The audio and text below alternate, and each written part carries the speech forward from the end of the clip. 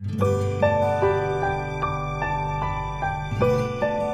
दोस्तों, एक बार फिर से आप सभी का स्वागत है इस ऑनलाइन स्टडी क्लास वीरपथ पर। पिछले काफी दिनों से व्यस्तता के चलते कोई भी वीडियो अपलोड नहीं हो पाया था, लेकिन अब से रेगुलर क्लासेस फिर से स्टार्ट हो रही है और आज मैं आपके लिए लेकर आया हूं एक नया चैप्टर, राजस्थान की कृषि।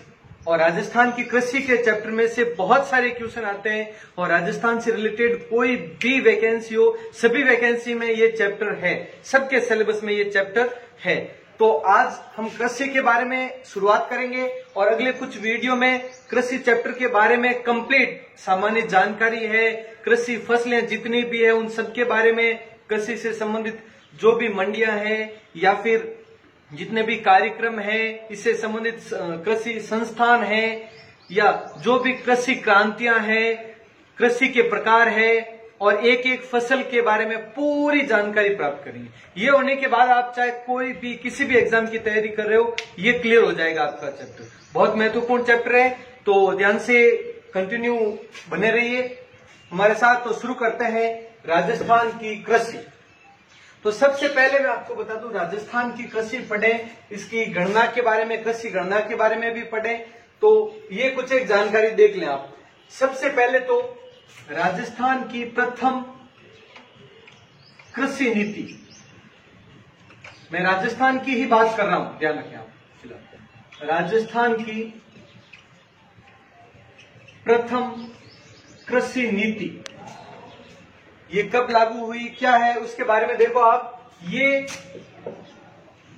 26 जून 2013 26 जून 2013 को राजस्थान की प्रथम कृषि नीति प्रारंभ हुई थी। अब शुरू करते हैं कृषि गणना के बारे में वगैरह। तो कृषि गणना कब से प्रारंभ हुई, क्या है, तो वो देखो। सबसे पहले तो कृषि गणना करता कौन है, तो कृषि गणना जिसके द्वारा की जाती है वो है कृषि व सहकारिता विभाग। कृषि व सहकारिता विभाग द्वारा कृषि गणना की जाती है।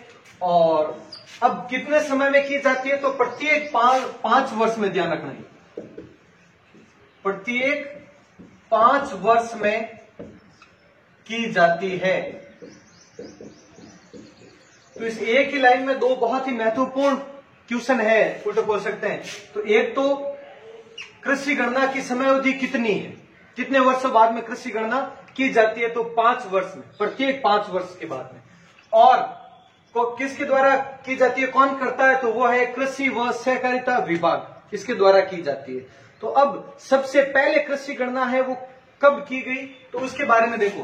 प्रथम कृषि गणना है वो 1970-71, ध्यान रखना, 1970-71 में की गई सबसे पहली कृषि गणना 1970-71 में, ध्यान रखना, बहुत ही महत्वपूर्ण पॉइंट है ये।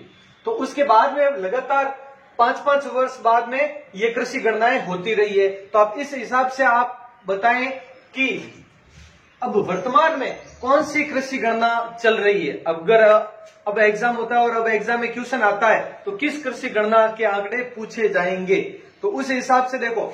तो ये पहली हुई, तो ये हुई है अब वर्तमान में, या नवीनतम, इस तरह से कह सकते हैं हम, नवीनतम कृषि गणना 2015-16 की कृषि गणना है वो नवीनतम है। कौन सी है, क्रम से हिसाब से देखा जाए तो प्रथम ये, तो ये कौन सी है, तो ये है 10वीं, ध्यान रखना, वर्तमान में ये कौन सी है, 10वीं कृषि गणना चल रही है। अभी जो भी आंकड़े पूछे जाते हैं नवीनतम कौन सी है, तो यही है। अब उसके बाद में 11वीं है वो 2020-21, तो 21 लास्ट तक वो आंकड़े वगैरह आएंगे। तो मार्च, ध्यान रखें, मार्च 2021 तक तो कोई भी एग्जाम होता है किसी भी हालत में कोई भी नया आंकड़ा है आने वाला नहीं है मार्च 2021 तक। उसके बाद में अब सरकार कितनी जल्दबाजी करती है ये आंकड़े निकालने में, तो वो देखा जाएगा। और जब तक लेटेस्ट 11वीं कृषि गणना नहीं होती है तब तक यही आंकड़े देखे जाएंगे जो अभी है। और ये तो याद रखना भी पड़ेगा क्योंकि तुलनात्मक अध्ययन पूछा जाता है इनमें कि 10वीं कृषि गणना की तुलना में कितनी वृद्धि हुई वगैरह, तो 11वीं के साथ साथ 10वीं के भी ये याद रह जाएंगे तो अच्छी चीज है। तो ये हो गया 10वीं कृषि गणना। अब जो ये कृषि गणना की जाती है उसकी संदर्भ अवधि क्या है? संदर्भ अवधि यानी वार्षिक किस महीने से लगाकर कहां किस महीने तक की जाती है। जैसे 1 अप्रैल से नया वित्तीय वर्ष शुरू होता है, ये पढ़ा होगा आपने, 31 मार्च तक चलता है, 1 अप्रैल से 31 मार्च तक, वो वित्तीय वर्ष के बारे में। कृषि गणना एग्जाम में क्वेश्चन आया हुआ भी है ये सीधा कि कृषि गणना जो भी ये कृषि गणना है इसकी संदर्भ अवधि क्या है। तो ध्यान रखना कृषि गणना की संदर्भ अवधि, कृषि गणना की संदर्भ अवधि वो है जुलाई से जून, जुलाई से जून। तो ये कैसे, वो देखें, जुलाई से जून, जुलाई में कृषि गणना प्रारंभ होती है जब बारिश शुरू होती है उस समय। तो जुलाई से शुरू होते हुए ये पूरा वर्ष दिसंबर तक, और यानी ये खरीफ की फसलें हैं वो लेते हैं, उनकी गणना की जाती है पहले, और उसके बाद में फिर जनवरी से लगाकर जून तक। तो ये हो जाएगा कंप्लीट। तो जुलाई से लगाकर जून तक ये कृषि गणना की संदर्भ अवधि है। वहां पे अलग अलग दे सकते हैं, जून जुलाई कर दिया तो कंफ्यूजन हो सकता है, लेकिन यहाँ पे जुलाई से जून, ये ध्यान रखना आप। ये हो गया। इसके बाद में कुछ एक पॉइंट्स, जैसे कि ये कृषि को मानसून का जुआ कहते हैं, ये तो लिखते आ रहे हैं आज तक, 5वीं 6वीं में पढ़ते थे उस टाइम से वो लेख में लिखते आ रहे हैं। या फिर ये 75% जनसंख्या वो ग्रामीण परिवेश में निवास करती है, ये सबको पता है, जिसमें से 65% है वो कृषि पर निर्भर है। ये चीजें कॉमन है जो आप सबको पता है, लिखने की आवश्यकता है नहीं। तो ये पहले नोट करें, उसके बाद में आगे और शुरू करते हैं हम। चलिए अब आगे शुरू करते हैं। तो बात करते हैं हम राजस्थान के कुछ एक और आंकड़ों के बारे में जिसमें कृषि से संबंधित कुछ क्वेश्चन आ सकते हैं। तो पहले तो आप ये बताएं, भारत के कुल क्षेत्रफल, भारत के कुल क्षेत्रफल का राजस्थान में कितना है? बहुत ही सिंपल क्वेश्चन है और मैं ये इससे पहले 2 बार बता चुका हूं, राजस्थान के सामान्य परिचय में भी और जब हम सिंचाई परियोजना पढ़ रहे थे उस समय भी। तो कुल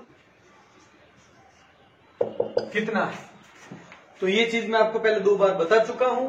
तो भारत के कुल क्षेत्रफल का राजस्थान में यह है आपके 10.41%। बहुत ही सिंपल है और कई बार पूछा भी जाता है। तो ये तो हो गया। अब ये बताना है आपको कि भारत के कुल कृषित क्षेत्रफल का, कुल कृषित क्षेत्रफल का राजस्थान में कितना है, वो है 11%। ध्यान रखना, भारत के कुल कृषित क्षेत्रफल का राजस्थान में कितना है, शब्द ध्यान से समझना आप। भारत के कुल कृषित क्षेत्रफल का राजस्थान में कितना है, तो वो है 11%। सीधा सा क्वेश्चन है और कई बार एग्जाम में आता भी है। तो ये हो गया। अब जो देश में कुल जल संसाधन है, देश के कुल जल संसाधनों का राजस्थान में कितना है, जल संसाधनों का राजस्थान में ये कितना है, तो वो है आपके मात्र 1.16%, 1.16% ही राजस्थान में जल संसाधन है। कुल भारत के जल संसाधनों का 1.16%। ये हो गया क्लियर। अब ये तो हो गया देश में तुलना। अब बात करते हैं सिर्फ राजस्थान के स्तर की। तो ध्यान दें आप, राजस्थान का जो कुल क्षेत्रफल 3,42,239 वर्ग किलोमीटर जो हम पढ़ चुके हैं पहले, उसमें राजस्थान के कुल क्षेत्रफल में से कृषित क्षेत्रफल कितना है, कृषित क्षेत्रफल ये कितना है, तो वो आप ध्यान दें, ये है आपके 49.98%, लगभग 50%, लगभग 50% है। तो अब देखो आप, ये आंकड़े हैं जो लेटेस्ट सांख्यिकी रिपोर्ट आती है, प्रत्येक वर्ष एक सांख्यिकी रिपोर्ट आती है कि कौन सी फसल की बुआई कितनी हुई, वो मैं आपको बाद में बताऊंगा। तो उसमें ये आंकड़े अलग अलग होते रहेंगे कृषि क्षेत्रफल में, लेकिन औसतन ये निकलता है। तो उसके बाद में ये तो हो गया कुल क्षेत्रफल में से कृषि क्षेत्रफल कितना है, ये हो गया। अब जो ये कृषि क्षेत्रफल है इसमें से सिंचाई कितने पर होती है, तो जो ये कुल कृषि क्षेत्रफल है उसमें से, तो कुल कृषित क्षेत्रफल में से सिंचित क्षेत्रफल वो है 30%। ये ध्यान रखना, कुल क्षेत्रफल में से नहीं है, सिर्फ सिंचित क्षेत्रफल, कृषित क्षेत्रफल में से है। जितने पर कृषि की जाती है उसमें से सिंचित कितना, और सिंचित का ऑपोजिट होता है बारानी। एक ये दो चीज मैं आपको पहले एक बार बता चुका हूं, फिर से समझ ले, सिंचित और बारानी क्या होता है। सिंचित क्षेत्र और बारानी क्षेत्र ये एक दूसरे के ऑपोजिट है, ध्यान रखना। सिंचित क्षेत्र उससे कहते हैं जो किन्हीं दूसरे, जैसे बारिश के अलावा किन्हीं प्राकृतिक संसाधनों से या कृत्रिम संसाधनों से, जैसे कुएं हैं, ट्यूबवेल है या नहरें हैं, तालाब है, किसी भी माध्यम से जो मानवकृत हो, कृत्रिम साधनों से अगर फसलों को ये पानी दिया जाता है वो कहलाता है सिंचित क्षेत्र। और सिर्फ बारिश पर डिपेंड हो, जैसे कि खरीफ की ज्यादातर फसलें होती है, वो कहलाती है बारानी कृषि। तो ये कृषि के चैप्टर में बार बार पूछे जाएंगे, सिंचित क्षेत्र क्या है, बारानी क्षेत्र क्या है। तो इसके बारे में ये अभी से क्लियर कर ले। बारानी क्षेत्र जो सिर्फ बारिश पर डिपेंड करते हैं, ध्यान रखना, और सिंचित क्षेत्र जो जिसमें सिंचाई होती है, बहुत आसान है। तो ये 30% है, ध्यान रखना, यानी 70% क्या हो गया, बारानी कृषि है। तो दो ही ऑप्शन है, या तो बारिश पर डिपेंड है या फिर सिंचाई पर। तो सिंचित क्षेत्र कितना, 30%, और बारानी क्षेत्र कितना, 70%। तो ये हो गया कृषित क्षेत्रफल। अब देखें आगे, कृषित क्षेत्र तो भी पढ़े, कुल कृषित क्षेत्रफल और कुल सिंचित क्षेत्रफल। तो ये सर्वाधिक कहां पर है, सबसे ज्यादा कृषित क्षेत्रफल किस जिले में है, ये क्वेश्चन बार बार पूछा गया है। तो देखें, कृषित क्षेत्रफल सर्वाधिक कहां पर है, बाड़मेर, और न्यूनतम कहां पर, राजसमंद। ध्यान रखना, कृषित क्षेत्रफल सबसे ज्यादा बाड़मेर में है, इन बाड़मेर में सबसे ज्यादा क्षेत्रफल पर बुआई की जाती है, खेती की जाती है, और सबसे कम राजसमंद में। ये तो हो गया आपके कृषित क्षेत्रफल का, और इसके बारे में तो पूरा तो मैं बता चुका हूं कितना है क्या है। अब बात करते हैं सिंचित क्षेत्र का। सिंचित क्षेत्र, तो इसमें क्या है वो देखो आप, सर्वाधिक सिंचित क्षेत्र कितना है, मतलब कहां पर है, गंगानगर। सर्वाधिक सिंचित क्षेत्र है वो है गंगानगर में। गंगानगर में नहरों द्वारा सर्वाधिक सिंचाई की जाती है, और ये मतलब गंगानगर में जितनी भी खेती की जाती है उसका 87% तो सिंचित है, मात्र 13% है वो बारानी है, यानी बारिश पर डिपेंड करता है। और न्यूनतम है वो है चूरू, न्यूनतम चूरू, जहां पर मात्र 5% सिंचाई की जाती है, 95% बारिश पर डिपेंड है। तो ये हो गया, और दोनों ज्यादा दूर नहीं है, दोनों एक ही संभाग के हैं, बीकानेर संभाग के हैं दोनों, गंगानगर भी चूरू भी, लेकिन फिर भी सबसे कम और ज्यादा डिफरेंस सिर्फ और सिर्फ नहरों का है। इसमें नहरें बहुत ज्यादा, गंगा नहर है, इंदिरा गांधी नहर वगैरह है, जिसके कारण ये सिंचाई ज्यादा है। तो ये हो गया। अब कुछ एक पॉइंट मैं आपको बता रहा हूं, जैसे कि सर्वाधिक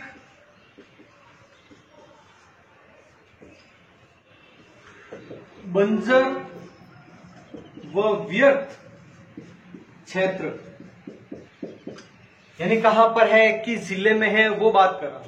या सर्वाधिक की बात की जा रही है, सर्वाधिक बंजर, यहां पे सिर्फ बंजर ही लिखा है मैंने, और यहां पर बंजर व व्यर्थ दोनों शब्द है, अलग अलग है, ये ध्यान रखना। और इसके अलावा सर्वाधिक पड़त या पड़ती भूमि है उसके बारे में, या फिर बीहड़ गोचर भूमि, लवणीय भूमि,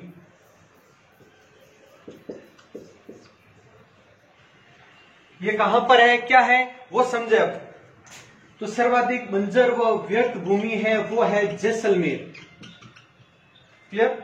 सर्वाधिक बंजर व व्यर्थ भूमि जैसलमेर हो गया। सर्वाधिक मरुभूमि यानी मरुस्थल की भूमि वो भी जैसलमेर ही है। ये तो इजी क्वेश्चन है, बहुत आसान है, सबको पता है। बंजर भूमि, यहां पर एक ध्यान रखना,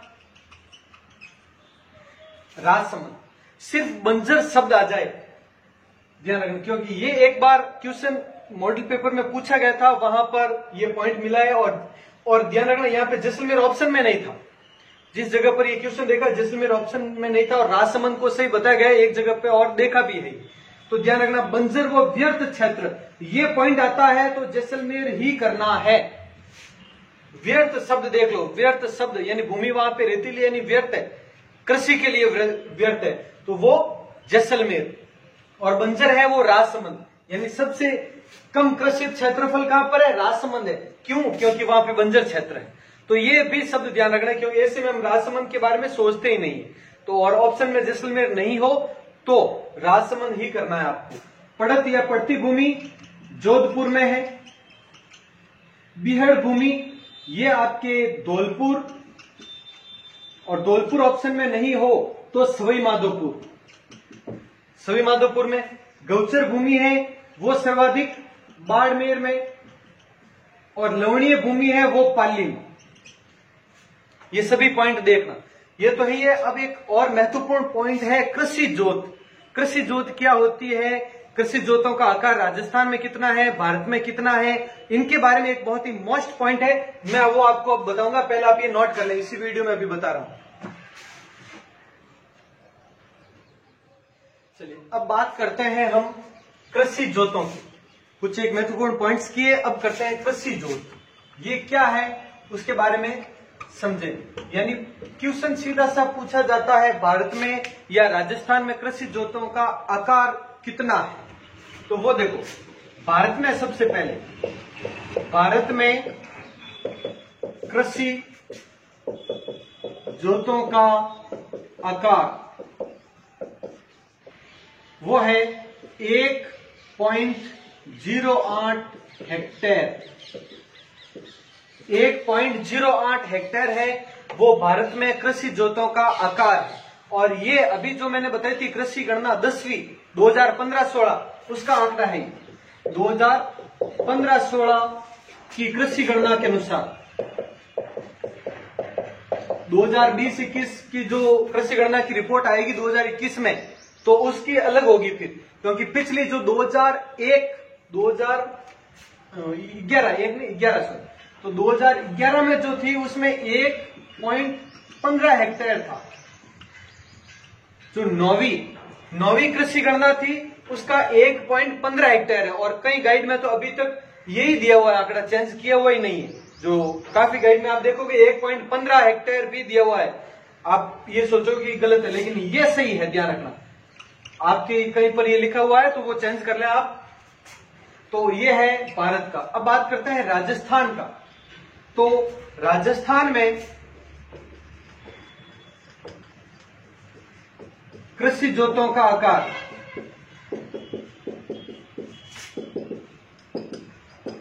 ये कितना है वो देखो। ये है वर्तमान में 2.73 हेक्टेयर।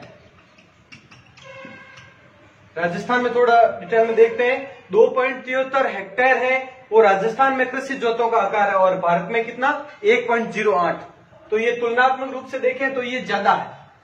भारत की तुलना में राजस्थान की कृषि जोतों का आकार बड़ा है। अब कैसे, पहले मैं आपको ये क्लियर कर दूं कृषि जोतें होती क्या है और आकार बड़ा छोटा कैसे, वो देखें आप। जैसे कि उदाहरण से समझा, एक आपका खेत था, आपके दादाजी का खेत था, जैसे कि ये है 20 बीघा, ठीक है। तो कृषि जोतों का आकार ये होगा। एक अगर पर्टिकुलर देखें तो अब अगर 4 बेटे हैं तो कृषि जोतों का आकार कितना हो जाएगा, ये यानी खेतों का आकार तो ये हो जाएगा फिर 5 बीघा। फिर अगर इसके जैसे कि 2 पुत्र है तो इनके क्या हो जाएगा 2.50 बीघा। तो इस हिसाब से देखा जाए तो ज्यो ज्यो है वो इन खेतों का आकार है छोटा ही हो रहा है। तो ध्यान रखना कृषि जोतों का आकार ज्यो ज्यो छोटा ही होता जाएगा। जैसे देखो ये पिछली बार जो 2011 में रिपोर्ट आई थी, 2010-11 की जो 9वीं कृषि गणना थी उसमें 3.07 हेक्टेयर था। ये किसमें था, 9वीं कृषि गणना में। और यह है 10वीं कृषि गणना में ये 2.73 है, यानी घटा, ये जो जो घटेगा। तो देखो और ये घटा भी कितना है, 11.07% की कमी आई है। राजस्थान की बात कर रहा हूं मैं, तो राजस्थान में कृषि जोतों में कितनी कमी आई है, 11.07% की कमी आई है। और ये जो जो कमी ही आती रहेगी इसमें, क्योंकि पहले संयुक्त परिवार थे तो कृषि जोतों का आकार बड़ा होता था, जो जो विघटन होता है जो जो कृषि जोतों का आकार छोटा होता जाता है। तो ये कृषि जोते हैं। तो अब ये कृषि जोते 5 प्रकार की है, वो आप ध्यान रखना। 5 प्रकार की कृषि जोते कौन कौन सी है वो देखो, इनका प्रकार कृषि जोतों का। एक तो होता है इसमें सीमांत कृषि जोते, उसके बाद में होता है लघु कृषि जोते, फिर होता है अर्ध मध्यम कृषि जोते, फिर होता है मध्यम, और फिर है वृहद कृषि जोते। अब ये कैसे डिवाइड किया गया है वो देखो आप। सीमांत कृषि जोते हैं वो 1 हेक्टेयर से कम, यानी ये अभी जो बताया था पैटर्न, तो उस हिसाब से देखा जाए कृषि जोतों का आकार 1 हेक्टेयर से भी छोटा हो जाए तो वो होती है सीमांत कृषि जोते। अलग अलग सभी किसानों के अलग अलग कृषि जोते हैं, जैसे कोई सीमांत किसान है, कोई लघु किसान है, वो इस हिसाब से कृषि जोतों के आकार के हिसाब से तय किया जाता है।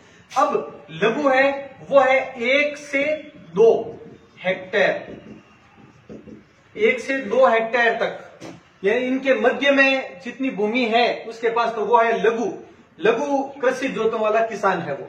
और सबसे ज्यादा यही है वर्तमान में अगर ये पूछ लें कि सर्वाधिक कृषि जोतें कौन सी है तो वो है लघु कृषि जोतें। फिर है अर्ध मध्यम, ये है 2 से 4 हेक्टेयर, वो हो गया अर्ध मध्यम।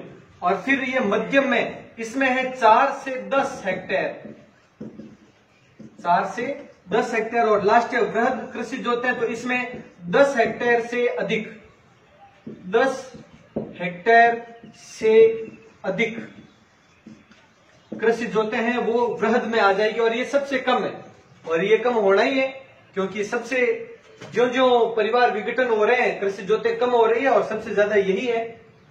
तो ये है कृषि जोतों के बारे में। तो देखो ये सब पॉइंट हमने पढ़े हैं कृषि जोतों के बारे में। इससे पहले कुछ एक फैक्ट है, पहले तो ये नोट डाउन कर लें आप जल्दी।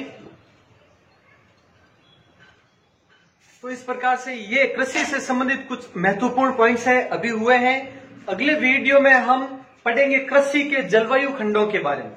कृषि से संबंधित भी पॉइंट बनाए गए। तो कृषि जलवायु खंड है वो 10 है, और उन 10 भागों को हम कल विस्तार से पढ़ेंगे, और उनके ग्रह परीक्षण केंद्र कौन सा है वो पढ़ेंगे। तो ग्रह परीक्षण केंद्र और जलवायु खंड, कृषि जलवायु खंड, इनके बारे में हम अगले वीडियो में कंप्लीट करेंगे। तो ठीक है, अब कंटिन्यू रहेगी क्लास अपनी, पिछले काफी दिनों से नहीं हो पाई थी लेकिन अब रहेगी, तो कंटिन्यू बने रहें। और ठीक है, मिलते हैं अगले वीडियो में। जय हिंद, जय भारत।